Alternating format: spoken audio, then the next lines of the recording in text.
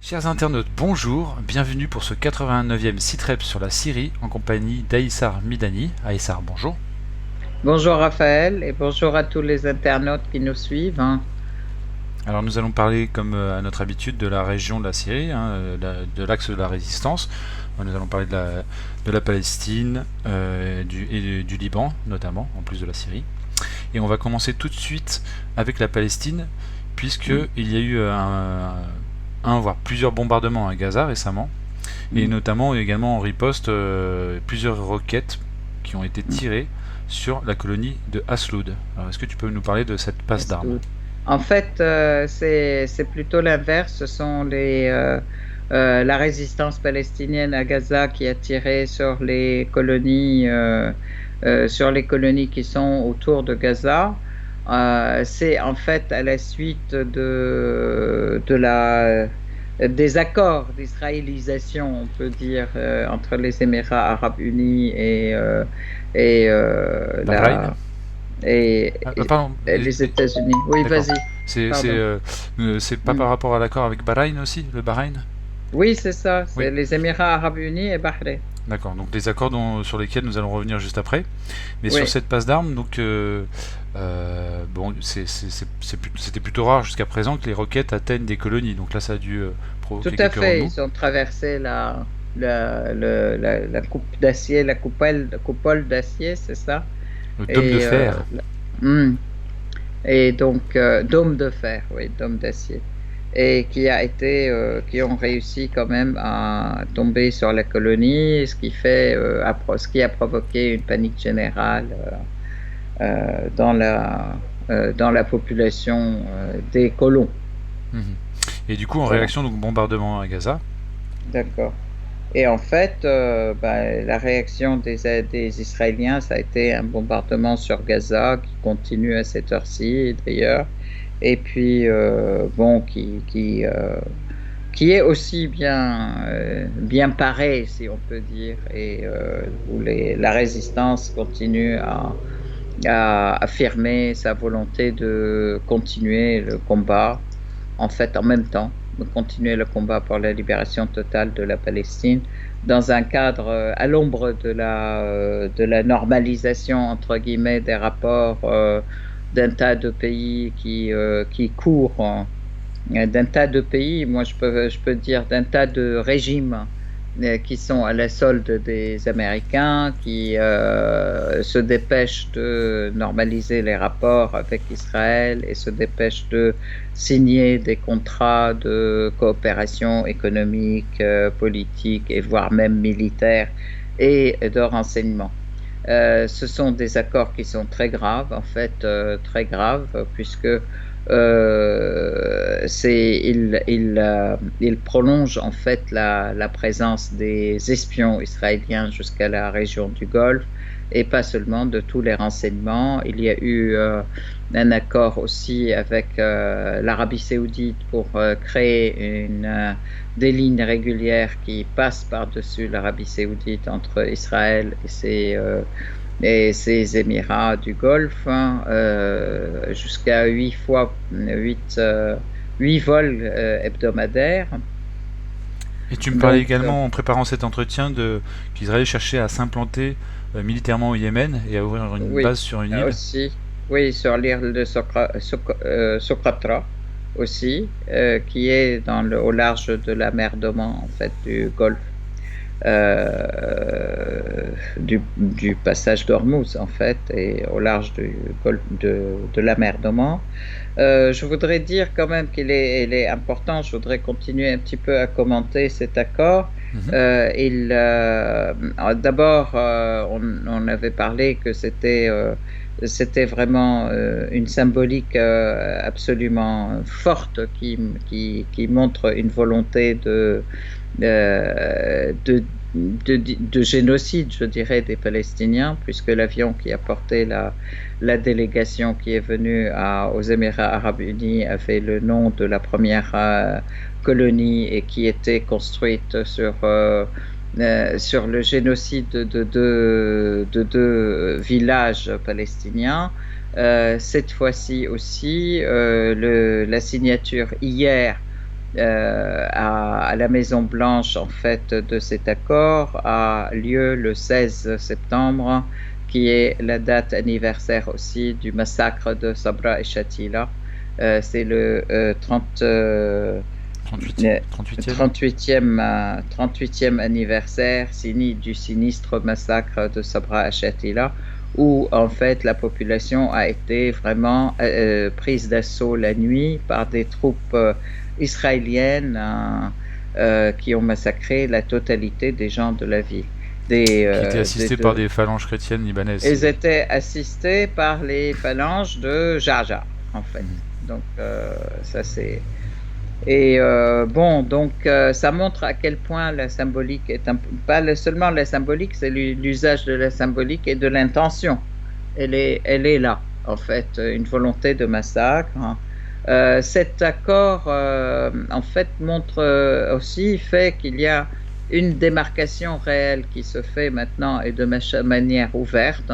Moi, je dirais c'est plutôt très bien, parce que ces accords, ces rapports existaient toujours entre les Émirats arabes unis, les pays du Golfe, en fait, Qatar, la première qui avait conclu des accords de coopération avec Israël. Mais ça clarifie les choses au moins.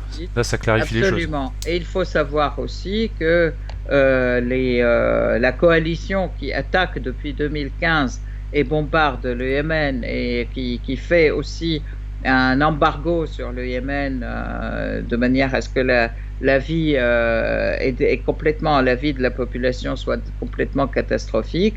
Ce sont les Émirats arabes unis en collaboration avec des Israéliens, des services de renseignement israéliens, des avions israéliens. Oui, avec l'Arabie saoudite, et puis même le Soudan, qui était pas du tout partant pour y participer, mais qui y participe un peu, même pas de manière pas très engagée, disons. Et je rappelle, parce que j'aime bien le rappeler quand on parle de l'embargo au Yémen, que la France a mis à disposition des navires aussi pour compléter cet embargo inique. Oui, oui, tout à fait, c'est très bien de le signaler, de le rappeler en fait. Alors j'aimerais qu'on aborde maintenant la Ligue arabe. Un autre point que je voudrais dire, en fait, c'est le sens de cet accord, c'est aussi une volonté d'encercler l'axe de la résistance, en fait. Donc ça, c'est au sud de l'axe de la résistance, en fait, et ça s'étale depuis le Golfe jusqu'à Israël, en passant donc par l'Arabie saoudite, et la Jordanie est coincée là-dedans aussi, et sur laquelle on applique des pressions énormes, malgré le rejet de la population israélienne, le rejet du Conseil de l'Assemblée nationale jordanienne de cet accord et de cette normalisation des accords avec des rapports avec Israël. Mais en fait, la Jordanie subit de très graves pressions pour qu'elle rentre dans ce cadre. Pour l'instant, elle résiste et on espère qu'elle ne va pas céder. En tout cas, il est clair qu'il y a eu aussi dans les deux pays, Bahreïn et les Émirats arabes unis, à Bahreïn, il y a eu de très grandes manifestations toute la nuit passée et avant, en fait, lorsqu'a été déclaré cet accord, avant d'être signé, il y a eu de très grandes manifestations de la population et de toutes les associations de société civile, l'UIFAR notamment, et puis aux Émirats arabes unis aussi, il y a eu une déclaration d'une grande association de la population qui rejette complètement ces accords et qui le condamne complètement. Donc, c'est pour ça, je pense qu'il est important au niveau du vocabulaire de parler du régime de ces pays-là, et ça n'engage pas du tout la population. Ce qui fait que d'ailleurs aussi, c'est peut-être aussi la raison pour laquelle l'Arabie saoudite, tout en étant d'accord avec tout ça, elle retarde encore la déclaration de son adhésion, alors que dans les faits, elle y est, quoi. Oui, on peut rappeler au passage effectivement que lors du fameux printemps arabe, je mets des guillemets, le Bahreïn avait étouffé la contestation sans que ça n'émeuve tellement les médias occidentaux. Ils n'en Euh, parlaient même pas d'ailleurs et ils sont toujours en manifestation depuis 2012, hein. mhm. Alors on va Voilà, parler maintenant de la Ligue depuis arabe janvier 2012. qui a bloqué la demande palestinienne d'exclure les pays qui ont normalisé leurs relations avec Israël. Donc Ouais. c'est quelque chose dont tu me parlais en préparant cette interview. Alors oui, alors justement, c'est la Ligue arabe qui est censée être le représentant des pays arabes a complètement bloqué la demande des Palestiniens d'exclure en fait de lister sur l'ordre du jour, dans l'ordre du jour de la réunion qui va arriver, la réunion qui devait avoir lieu, qui a eu lieu d'ailleurs. Ils ont listé, ils ont refusé de lister dans l'ordre du jour la demande des Palestiniens d'exclusion des Émirats arabes unis du fait d'avoir créé ces relations avec Israël. Donc, non seulement ça a été refusé, mais au contraire, il a été fait l'éloge de ce type de relations pour soi-disant créer la paix et la prospérité dans la région. Et de ce fait, donc, il y a eu Hamas qui appelle le représentant de l'autorité palestinienne à se retirer de la Ligue arabe, qui est en train de devenir une ligue complètement instrumentalisée par les Américains et au service des Israéliens. Oui, c'est la Ligue arabe L'Algérie, sioniste, en fait, c'est la Ligue arabe oui, c'est sioniste. ça, la Ligue arabe sioniste. L'Algérie a été vraiment outrée et a condamné toutes ces manigances et a condamné toute cette orientation, la Tunisie aussi. Donc, on va vers pas seulement un éclatement. Aujourd'hui, la Ligue arabe s'est elle-même reniée et donc elle n'est devenue qu'un instrument pour l'ennemi des Arabes, qui est Israël. Donc là, ça va être... et je crois qu'elle l'a été depuis qu'elle a facilité l'agression contre l'Irak, l'agression contre la Libye, l'agression contre la Syrie. Je voudrais rappeler aussi, comme tu l'as dit, Raphaël, aussi, il est important de se rappeler que les Émirats arabes unis, Qatar et l'Arabie saoudite, ils ont animé, armé, recruté et envoyé systématiquement les terroristes en Syrie aussi depuis 2011.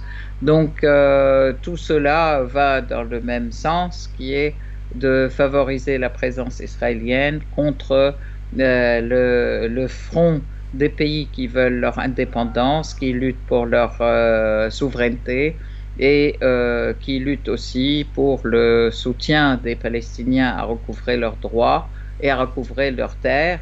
Et donc voilà, et on voit bien que cette ligne de démarcation elle devient nette et claire, et c'est bien que ce soit clarifié pour les peuples. Et là, on peut dire, et ça fait appel effectivement à l'ensemble des peuples pour changer cet état de fait et pour se rebeller contre ces diktats Alors, américains sionistes. s'il y a bien un pays dans la région où cette ligne de démarcation n'est pas si claire que ça au niveau politique, c'est sans doute le Liban, puisqu'il y a des partis politiques qui sont plutôt d'un côté, ou même carrément franchement d'un côté, et des partis politiques qui sont plutôt de l'autre, voire franchement de l'autre. Avant de parler du Liban, j'aimerais qu'on parle de la réunion à Beyrouth qui a eu lieu, la réunion de la résistance où différentes factions palestiniennes étaient présentes. Est-ce que tu peux nous en parler? Effectivement, alors suite à ces accords, il y a eu une très grande réunion à Beyrouth. C'est une réunion qui a réuni l'ensemble des organisations de la résistance palestinienne. Et à Ramallah, c'était la résistance, en fait, l'autorité palestinienne de Ramallah virtuellement a participé aussi à cette réunion. Le résultat de cette réunion, c'est que tout le monde, d'abord, ils se sont mis d'accord pour mettre fin à leurs différends, ce qui est déjà une très très bonne avancée. Et puis, deuxièmement, de rejeter tous les accords passés, donc rejeter Oslo, rejeter la coopération renseignement avec l'ennemi, avec Israël, et de se mettre tous au service de donc aussi affirmer le droit au retour et leur droit dans leur terre et le droit à la libération de la totalité de la Palestine et pas d'une partie de la Palestine. Donc, et toutes les organisations palestiniennes se sont unies à cette déclaration finale, je dirais, qui est une véritable déclaration de relancer la lutte de libération pour la Palestine. Oui, parce que s'ils rejettent les accords d'Oslo, c'est pas rien. Ça veut dire qu'ils remontent assez loin en arrière, je sais plus, c'est 25 ans environ. Et c'est vrai que c'était le début de l'escalade dans les violations des droits des Palestiniens. Je dis pas qu'il n'y en avait pas eu avant, mais il y a eu quand même, ça marquait un tournant, une accélération dans la colonisation. Une accélération dans les agressions quotidiennes des Israéliens contre les Palestiniens, c'est vrai. C'était une véritable arnaque, cet accord. Oui, voilà, c'est pour ça, dire que ces accords apportent la paix, c'est complètement faux. Au contraire, ils apportent un blanc-seing pour Israël. Plus, voilà, tout à fait, et peut-être la paix pour Israël, oui, c'est ça. Alors on va parler maintenant de l'Iran qui fait des manœuvres ah non, pardon, si c'est ça. L'Iran qui fait des manœuvres en mer d'Oman. Oui.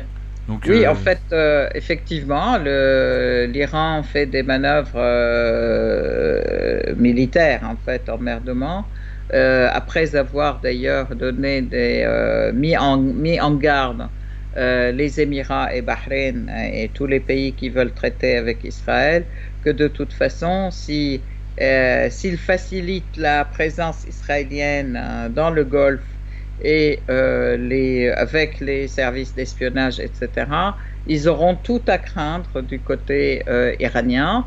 Et donc, ils mettent en garde que nous sommes là pour défendre notre souveraineté, défendre le Golfe, la mer, l'espace maritime du Golfe qui appartient aux pays du secteur et aux pays qui sont là, et puis aucun Israélien n'a le droit d'être là. Donc ça c'est, et donc là ces manœuvres viennent en directe ligne, puis en plus les Iraniens expérimentent aussi de nouvelles armes et de nouvelles armes à la fois pour la mer, pour les airs, dans les mers et dans les airs. Donc ça c'est très important aussi, c'est un point dont il faut tenir compte en fait dans l'évolution de la situation. Oui, donc l'Iran qui a fait bouger les lignes, c'est ce que tu m'expliquais en préparant cette interview, puisqu'il y a eu une attaque israélienne sur Alep juste après le dernier site REP, et que cette attaque israélienne, elle n'est pas passée, les avions ne sont pas passés par le même couloir aérien au Liban, justement, du fait de l'implication iranienne accrue. Est-ce que tu peux expliquer un petit peu pourquoi? Oui, alors je voudrais rappeler quand même qu'il y a eu un accord et une réalisation de l'accord de coopération stratégique entre l'Iran et la Syrie sur le plan de la défense militaire et notamment aérienne. Ces défenses ont été déployées donc dans le sud de la Syrie, ce qui fait que aussi les Israéliens n'osent même pas et protègent en partie aussi au niveau du Liban, je peux dire. Alors qu'avant, si je peux me permettre, avant les survols des avions militaires israéliens dans le ciel libanais, j'avais fait une interview sur la chaîne Guerre et Paix à ce sujet.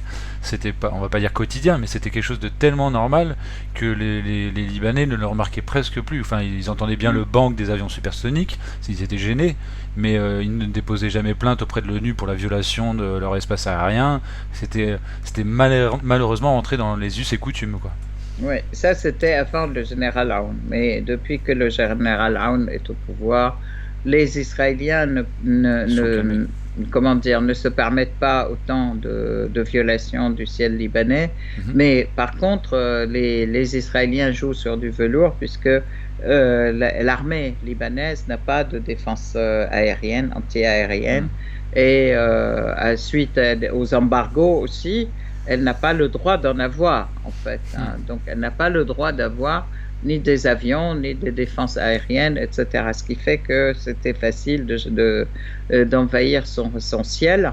Et donc, toutes les attaques qui venaient sur la Syrie, elle a la possibilité de défendre son ciel, elles venaient par le Liban, en fait. Et donc, des missiles qui étaient envoyés lancés par des avions qui étaient dans le ciel libanais ou par-dessus le Golan occupé, etc.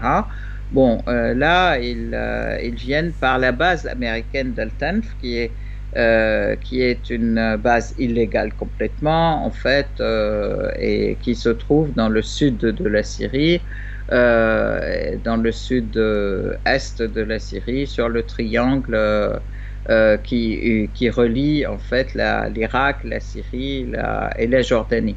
Mhm. Et à côté d'Al-Tanf, il y a que les Américains gardent aussi, à côté de cette base, un camp de réfugiés, le camp de réfugiés à Rukban, dans lequel ils tiennent aussi à garder quelque chose comme 7000 à 8000 réfugiés, où sévissent, hein, aussi les terroristes de Nosra et de Daesh pour Mhm. des recrutements forcés de la population. Et c'est une carte de pression contre le gouvernement syrien, c'est une carte de pression aussi contre toutes les forces de libération, puisque de toute façon, il y avait aussi un accord, une commission, je peux dire, russe et de l'ONU pour la distribution des aides alimentaires, etc., mais aussi pour le retour des réfugiés, parce que la plupart sont des réfugiés de villages syriens qui étaient occupés par les terroristes, mais qui maintenant sont libérés. Et une délégation russe a négocié depuis longtemps. On est en négociation avec les Américains Al-Tanf pour que ces gens puissent retourner dans leur village libéré. Eh bien, il n'en est rien. Mhm. Et donc, les Américains continuent à interdire aux gens de sortir de ce camp puisqu'elles les gardent sous la main comme vivier Mhm. pour les terroristes. Ok. Alors il y a une délégation russe de haut niveau qui s'est rendue en Syrie. Est-ce que tu peux nous expliquer dans quel Voilà, but ça alors là, on arrive effectivement, il y a une délégation de haut niveau qui est arrivée en Syrie sous la direction alors, il y avait bien sûr le ministre des Affaires étrangères, Lavrov, Sergei Lavrov, il y avait le Bogdanov et puis Borisov, qui est le vice-premier ministre pour les affaires économiques, hein. Mhm. Et bien sûr, donc c'est à un très haut niveau d'un côté, et ils ont pu rencontrer le président Assad, ils ont pu rencontrer aussi les différents ministres, hein. Ils ont pu traiter avec les différents ministres. L'objectif, c'est affirmé et écrit. Je peux dire, c'était aussi aider la Syrie à tenir face aux agressions économiques américaines et face au terrorisme américain qui lui interdit tout. Donc, une coopération économique renforcée, une coopération militaire aussi renforcée, et surtout affirmer en fait la relation stratégique qui lie la Syrie et la Russie jusqu'à en fait pour favoriser le développement de la Syrie et sa reconstruction, et diminuer l'effet de ce qu'on appelle César, là, qui sont appliqués des mesures coercitives unilatérales appliquées sur la Syrie par le Code César et par tous les autres pays européens et américains. Voilà.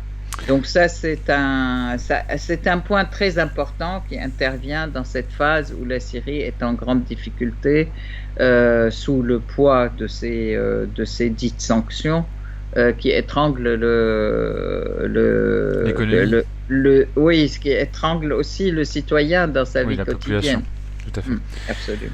Alors, tu me faisais part aussi que la résistance populaire augmentait dans le nord-est de la Syrie.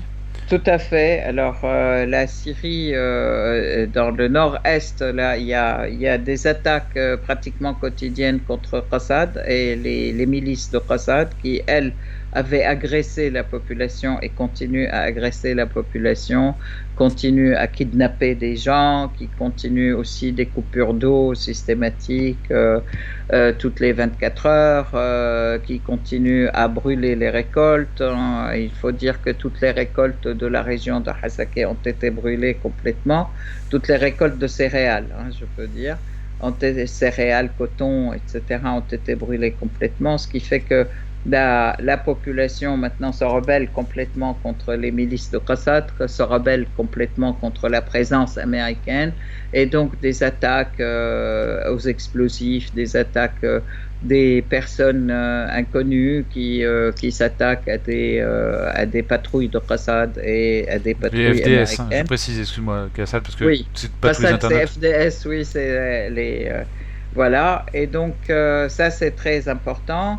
Dans ce cadre aussi, je crois que la délégation russe qui était en Syrie avait affirmé que de toute façon, il est important que les Américains quittent la région et arrêtent le vol des ressources, puisqu'ils le disent aussi à toutes les instances internationales que c'est absolument inacceptable cette présence américaine en Syrie, et c'est encore plus inacceptable aussi le pillage des ressources syriennes alors que le peuple syrien vit dans le froid, il n'a pas ses propres ressources.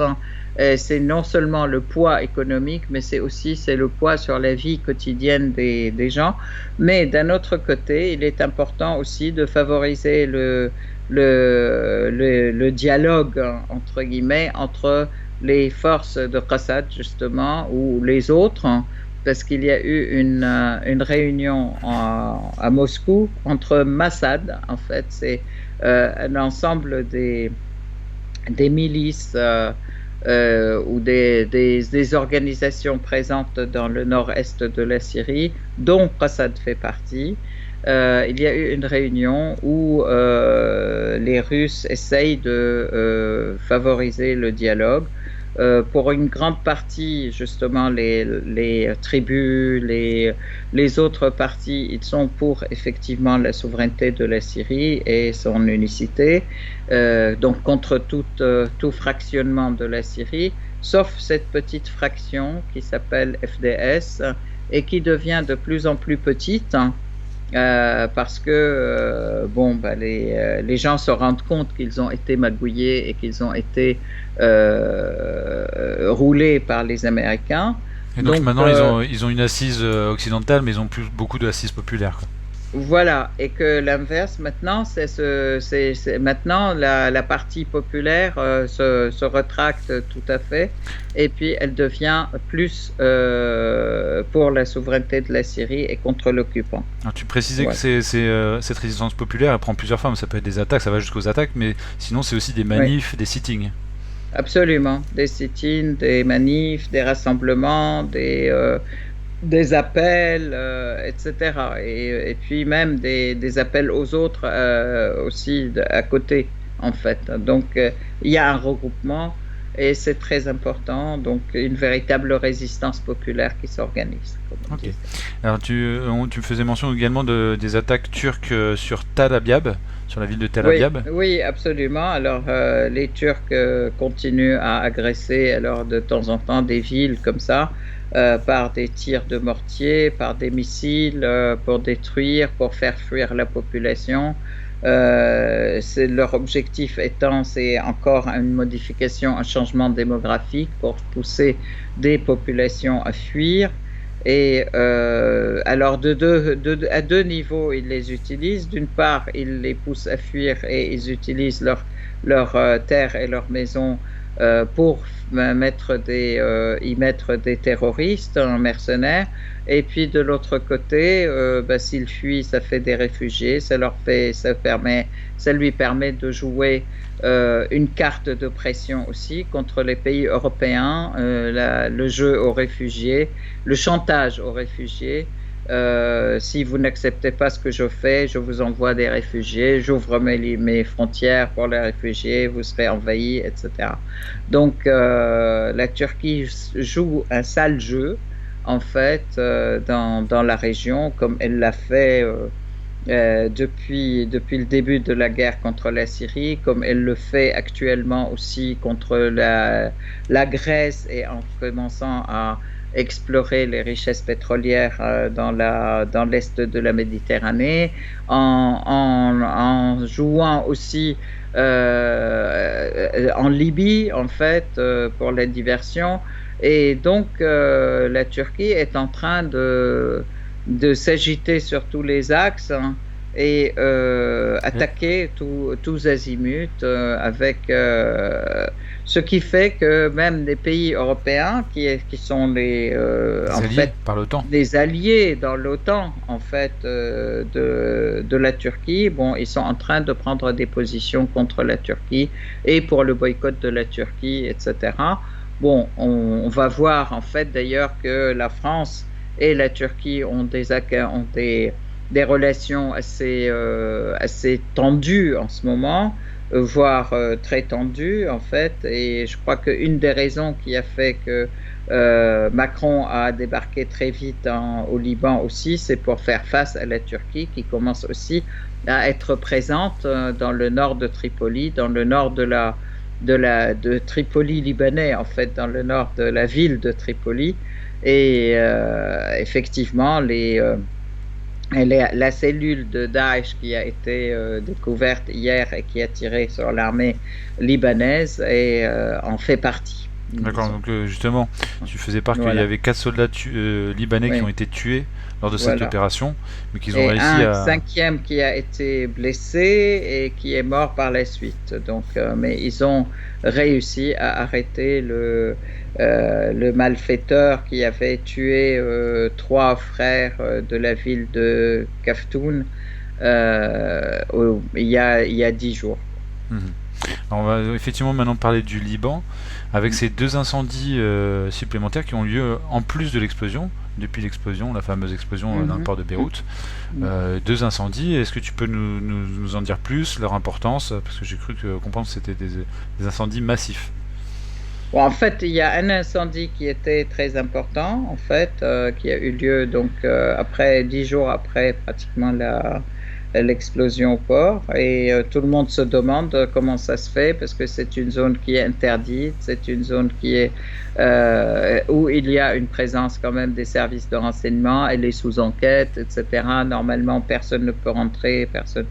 Et bon, donc là, les investigations continuent, mais on peut penser quand même que ça a été un incendie qui est fait pour effacer les marques du premier. On découvre après, comme par hasard, qu'il y a eu un certain nombre de dossiers qui ont été brûlés, qui ont disparu. Donc, en fait, cet incendie était provoqué effectivement pour pour bloquer certains aspects de l'enquête, hein, et puis c'est pour dévoyer l'enquête, en fait, cacher des preuves et détruire des preuves. Donc ça, c'est aussi très grave, mais bon, c'est ce qui se passe. D'un autre côté, il y a eu une investigation générale dans le port, et puis on pense ou ça montre qu'il y a dans certaines parties encore des explosifs, des matières qui pourraient exploser, dont le CIFOR par exemple. et le C4 en fait, qui est une matière très hautement explosive à la moindre étincelle. Bon, qui sont distribués un peu partout, et puis on n'a pas encore, on n'a pas encore la totalité des emplacements. Personne n'a une visibilité complète, et puis c'est en fait la puisqu'il n'y a pas une seule autorité ou une seule institution qui est responsable du port, il y a les douanes, il y a les services de renseignement, il y a les différentes sociétés, etc., etc. Donc ça fait que c'est de l'irresponsabilité organisée, on peut dire. Donc c'est ça qui fait qu'il n'y a pas la maîtrise, la connaissance de ce qui se passe, et il n'y a pas non plus la possibilité d'agir sur ce qui se passe, puisque il n'y a pas et personne n'a la prérogative de le faire, disons. Voilà. Alors, Mustapha Adib, le nouveau Premier ministre libanais dont on avait parlé au précédent CITREP, il aurait dû présenter un nouveau gouvernement lundi. De fait, ça ne s'est pas fait. Il a eu une simple discussion avec le général président, le général Aoun. C'est ce que tu m'expliquais en préparant cet entretien. Qu'est-ce qui va se passer? Il va présenter un gouvernement dans les jours qui viennent? Alors, oui, en fait, il y a eu beaucoup de choses sur ce gouvernement, beaucoup de dits. Il y avait Hassan Diab, le Premier ministre d'avant, qui avait donc son gouvernement, où il avait démissionné parce qu'il a dit en démissionnant que la corruption elle est beaucoup plus interne et elle est partie intégrante de l'État, donc il ne peut pas agir dans ce cas-là. Mustapha Adib a été nommé avec l'accord de la France, en fait, de Macron, et puis l'accord de Saad al-Hariri et toutes les autres toutes les formations, disons, toutes les formations politiques. Mais la question américaine, en fait, la condition américaine, c'est que de toute façon, il faut que le gouvernement soit réalisé sans la participation du front des partis de la résistance. Donc pas le parti de Aoun, pas le parti El Marada, pas Hezbollah, sachant que ils constituent à eux trois la majorité du Parlement. Tu peux répéter le nom de ces trois partis, s'il te plaît, parce que le Hezbollah, tout le monde le connaît. Oui, Hezbollah, le parti d'Aoun, c'est le parti, je ne sais pas comment il s'appelle, Tayyar al-Hur, c'est le courant libre, le courant Liban libre, en fait. Et puis Al-Marada, c'est le parti de Sleiman Frangieh, et le parti national syrien qui est avec eux aussi. Donc tout ça, c'est le front de la résistance, en fait, libanaise. Et ils sont tous. Et puis, oui, le parti Amal, en fait, le mouvement Amal de Nabih el-Berri. En fait, ils font la majorité absolue, en fait, dans le Parlement. Et la condition américaine, c'est que ce soit un gouvernement sans ces partis-là. C'est une vision très démocratique, effectivement. On en plaisantait en préparant. Voilà, ça en dit long sur la démocratie. Et puis, de toute façon, en fait, Mustapha Adib, il a fait une déclaration aujourd'hui en disant: moi, je ne veux absolument pas être l'instrument des Américains et des sionistes contre mon pays. Donc, je ne vois pas comment je peux former le gouvernement, en fait. Donc, il est possible qu'il démissionne. Ça a été la condition américaine, mais la condition française n'était pas ça, en fait. D'accord. Parce que je rappelle que Macron, quand il est venu, il avait vu Mohamed Raad, qui est le président de Hezbollah, donc c'est le plus grand groupe parlementaire, et il a affirmé que Hezbollah est de toute façon là, et il représente la majorité parlementaire, il faut faire avec. Alors que les Américains, Pompeo aujourd'hui, affirme la mission de Macron elle conduira vers un échec de toute manière, Et si jamais il n'exclut pas tout le front de la résistance, en fait. Donc, comment tu expliques cette différence d'approche entre les Français et les Américains alors?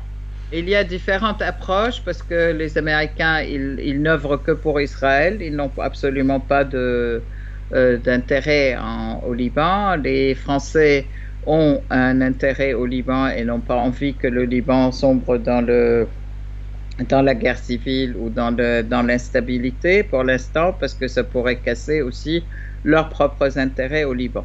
Ceci dit, si on se réfère aussi à la visite de Le Drian, on sait quand même quelles sont les positions de la France vis-à-vis de la Syrie et vis-à-vis de la résistance. On peut dire qu'ils ont le même objectif, tous les deux, les Américains et les Français, ils ont le même objectif, mais avec des tactiques différentes ou des politiques immédiates différentes. Pour l'une, qui est la France, c'est pour sauver ses intérêts, et les Américains, ils ne veulent sauver qu'Israël, ils veulent faire vite avant les élections américaines. D'accord. C'est ça. Alors tu parlais des pressions internationales justement avec donc les interventions de Pompeo et de David Schenker. Et on en plaisantait en préparant cette interview, c'est vraiment des manœuvres grossières d'ingérence et ça rappelle l'époque coloniale en fait. Tout à fait, pas seulement l'époque coloniale, c'est vraiment ce qu'ils font aujourd'hui. Regarde ce qu'ils font au Venezuela, ils ont envoyé des troupes pour faire un coup d'État au Venezuela. Et, au Brésil, ils ont occasionné un coup d'État et de la même manière en Bolivie. Et donc et là même le Trump qui dit je voulais assassiner Assad. Mais son adjoint Mike Pence n'était pas d'accord, donc il l'a pas fait. Enfin bon, c'est grotesque, c'est voir jusqu'à quel niveau ils sont devenus, quoi. Ils sont bas, et ils s'ingèrent dans les pays, et tout ça au nom de la démocratie et au nom des droits de l'homme et de je ne sais trop quoi. Alors c'est une sorte de Far West, Far West open bar, quoi.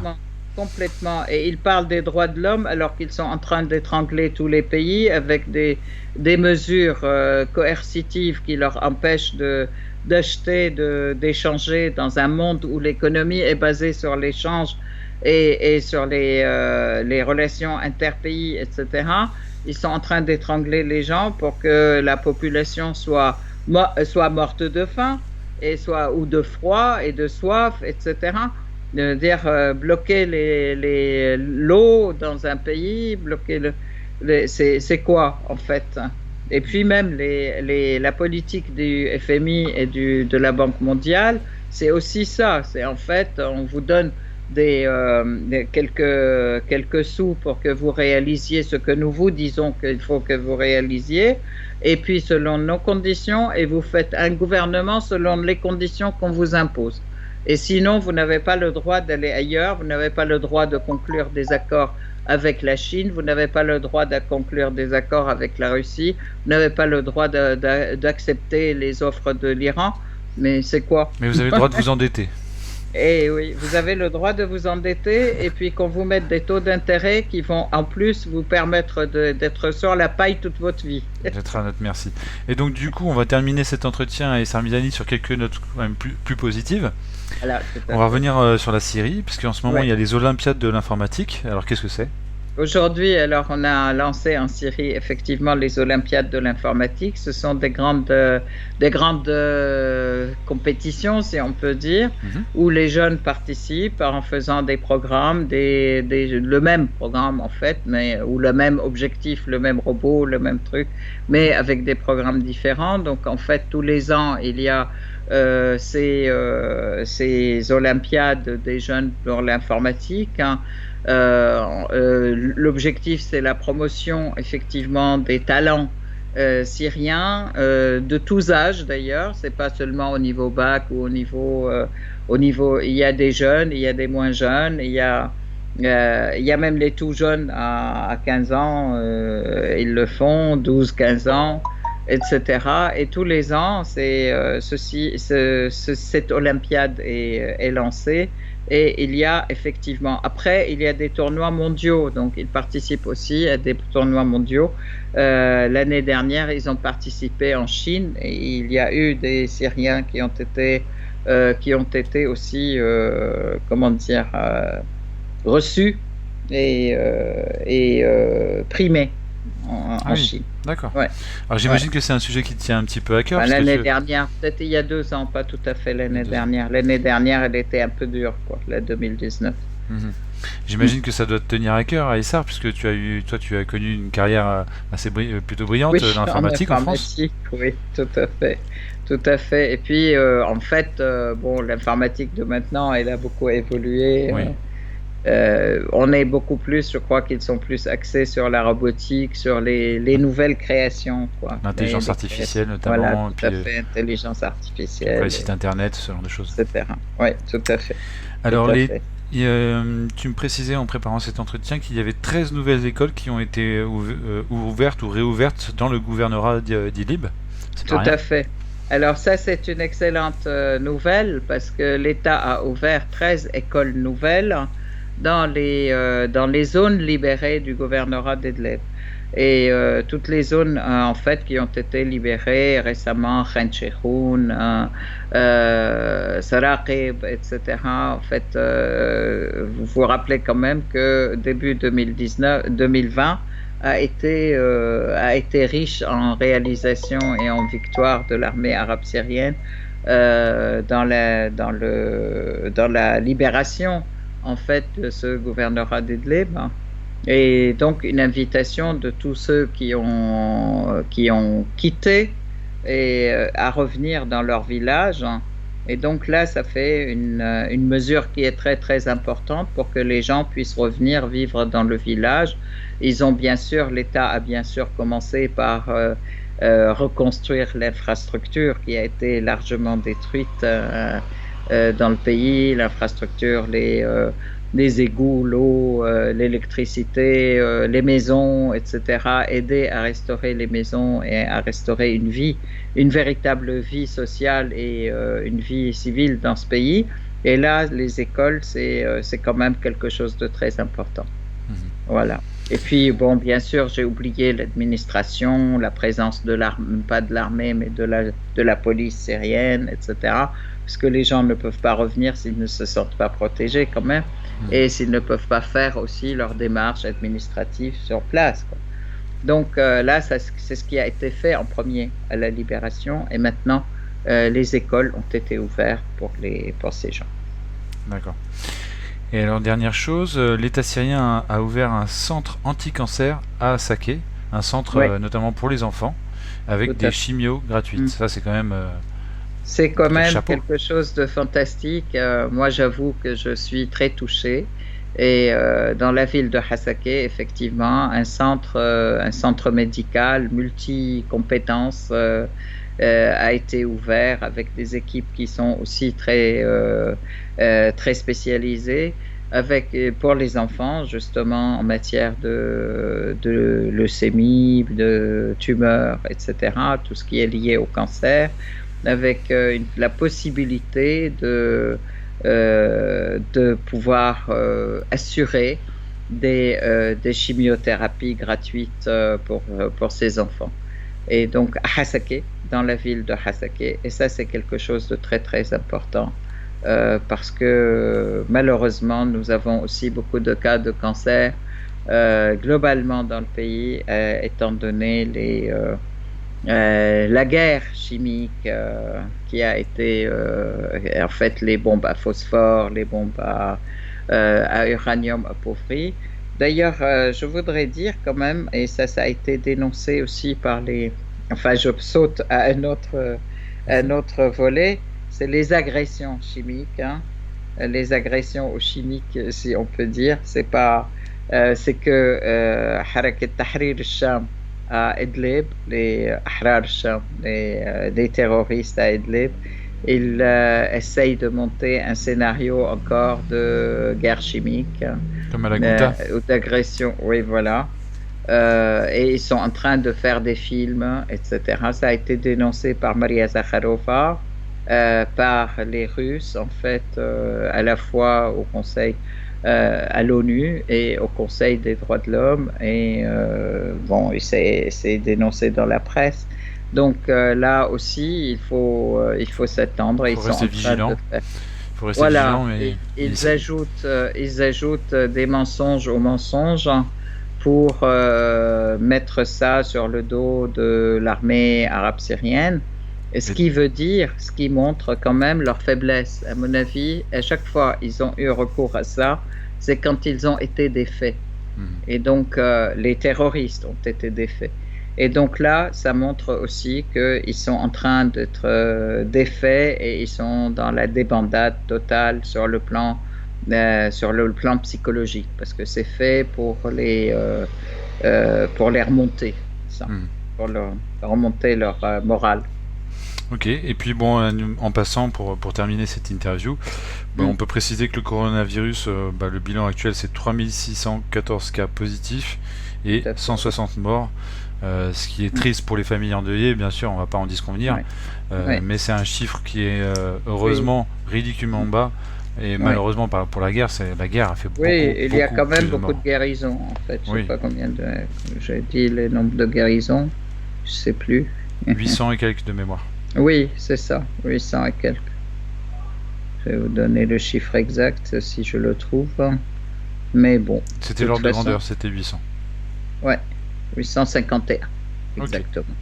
Eh ben, merci beaucoup pour ton témoignage et ta précision, Aïssar Midani. Merci pour cet entretien et pour toutes Ouais. les informations que tu relayes aux francophones, aux français, via ce site web que nous faisons maintenant depuis bientôt 6 mois. Et donc Ah, merci à toi plus, pour ta confiance. ça fait Ouais. 3 ans. Oui, toi tu le faisais depuis 3 ans avec, Ouais, avec ouais, Tom, mais ouais. en ma compagnie, ça fait Non. environ Oui, 6 oui, mois. oui, tout à fait. Tout à fait. Mais je te remercie beaucoup, Raphaël, aussi. Et puis, je voudrais remercier tous les internautes qui nous suivent aussi. Et puis, qu'ils peuvent adresser aussi leurs questions au site. Mhm. Au site. Et que pour la voir régulièrement, c'est bien de s'abonner aussi au Cercle des volontaires. Oui, Et sur la vous chaîne allez YouTube. le retrouver. Oui, voilà, sur YouTube. Et vous allez pouvoir la voir sur Agoravox, sur d'autres, comme d'habitude, quoi. C'est vrai qu'il y a souvent des commentaires sympas, une dizaine, une Mm. quinzaine d'internautes à chaque fois qui nous boostent, qui nous motivent pour continuer. Donc merci à eux, j'en profite. Voilà. Eh bien, je te dis Bon, à dans 2 merci à vous semaines. tous. Et d'ici Ouais, là, porte-toi dans bien. 2 semaines. Ok, merci beaucoup. Ciao. Merci, Raphaël.